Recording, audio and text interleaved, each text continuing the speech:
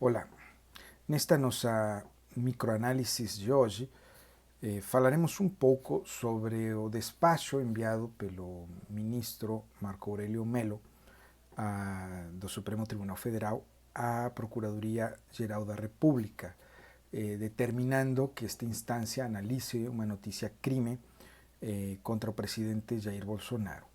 Originalmente, esta petição foi feita pelo deputado federal do Partido dos Trabalhadores, Reginaldo Lopes, e ele diz que o mandatário desrespeitou o artigo 268 do Código Penal Brasileiro, que diz que que infringir uma determinação do poder público destinada a impedir a introdução ou propagação de uma doença contagiosa é crime. Segundo López, o presidente haveria feito isto quando, em diversos momentos, em declarações à imprensa, menosprezou a gravidade da pandemia, da pandemia do Covid-19, provocada por este tipo de coronavírus vindo da China. E quando saudou algumas pessoas na manifestação do 15 de março passado, sendo que ele havia estado ou com suspeita de ter Covid-19 ou tendo estado em contato com pessoas infectadas.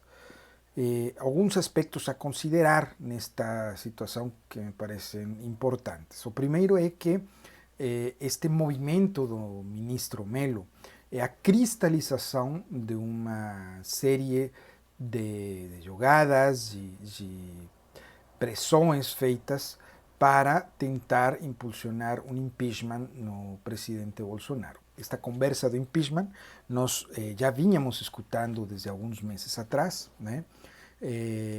Tinha sido a questão da deposição do presidente ou de sustar-se o mandato vinha sendo conversado entre alguns atores políticos do establishment e esta é a cristalização desse processo. Por quê?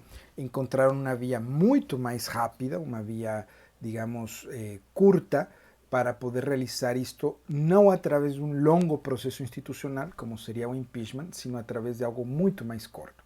Porque se a PGR aceita a notícia, ainda não o fez, mas se aceita a notícia de crime, ela consultaria a Câmara dos Deputados para ver se autoriza ou não o seguimento de uma ação penal.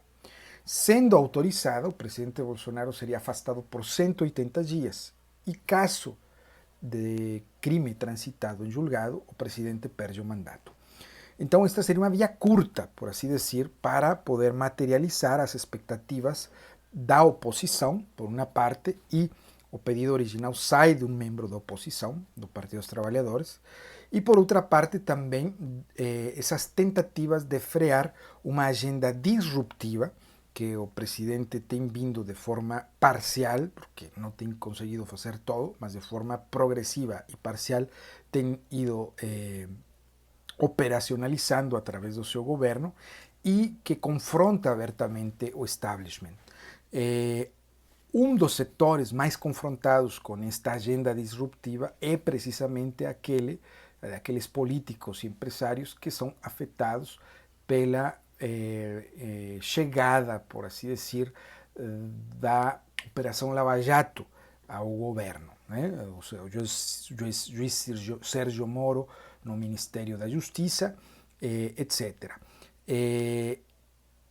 Uma das formas em que se atingiu frontalmente a Lava Jato foi com uma decisão do Supremo Tribunal Federal que derrumbava a prisão em segunda instância, apesar de que, em anos anteriores, havia uma convergência entre os ministros de que a prisão em segunda instância era institucional. Houve uma mudança nestas posições de alguns dos ministros, especialmente dos mais velhos, dos que estão naquele colegiado, e recentemente vimos esta decisão que revoltou a maioria da população brasileira. temos também que considerar um outro elemento que quem se beneficia com esta suspensão do mandato do presidente. O primeiro beneficiado, evidentemente, é o general Hamilton Mourão, que é o vice-presidente. E quem é o general Mourão? Evidentemente, não é um homem que esté plenamente afinado ao governo Bolsonaro. Isto tem sido patente, tem sido evidente ao longo do governo todo, a contraposição que o general Mourão tem tido com alguns posicionamentos do presidente, especialmente na agenda de valores ou naquelas agendas que vão mais orientadas à implementação de políticas que poderiam se chamar ou dizer conservadoras. O general Hamilton Mourão forma parte de um grupo de militares que foram formados sob uma perspectiva, sob uma visão de mundo positivista, liberal. É simpático uma agenda de reengenharia social, de vinculação e aceitação de diretrizes de organismos e instâncias internacionais, etc. E eles, ao parecer, o general Mourão também forma parte de um grupo de militares que quando viu a Bolsonaro lançar a largada pela presidência, decidiu de alguma forma subir-se no cavalo.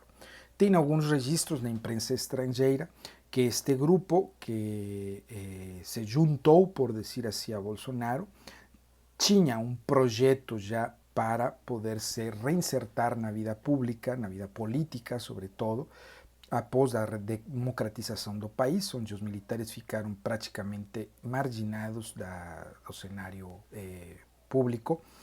E não todos os aspectos desta agenda batiam mesmo com a agenda que tinha Bolsonaro.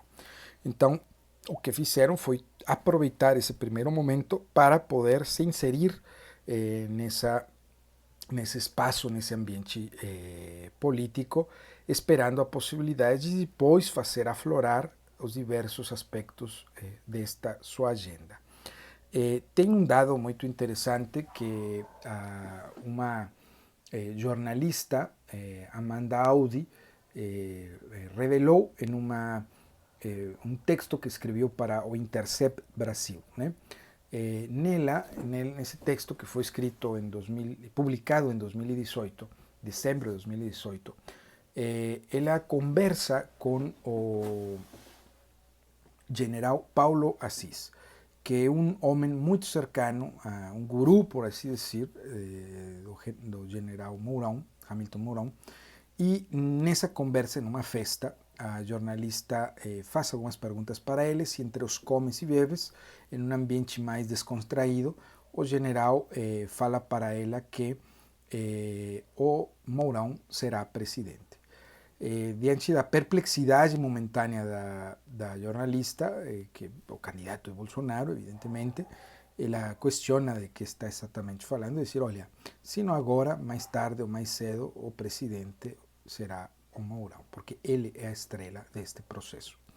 Esta declaração do general Paulo Assis, o que evidencia é que, pelo menos, no entorno do general Mourão, existe um grupo de militares interessados em ver ele como presidente da República e não ao próprio Bolsonaro.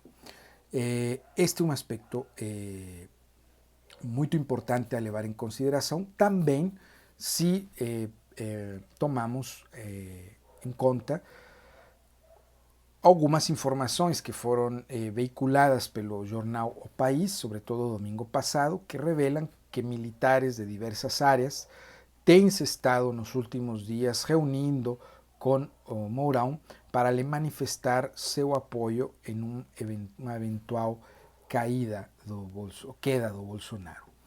Isto é gravíssimo, isto é uma situação realmente muito grave, é uma situação que coloca o país em um contexto muito delicado, sobretudo porque estas diversas forças que estão confluindo, que estão convergendo, parecem ter aproveitado este momento que o país vive de fortíssima crise sanitária, não é? Ou pelo menos assim que está sendo colocada, e temos a pessoas que estão em suas casas, em confinamento parcial ou total.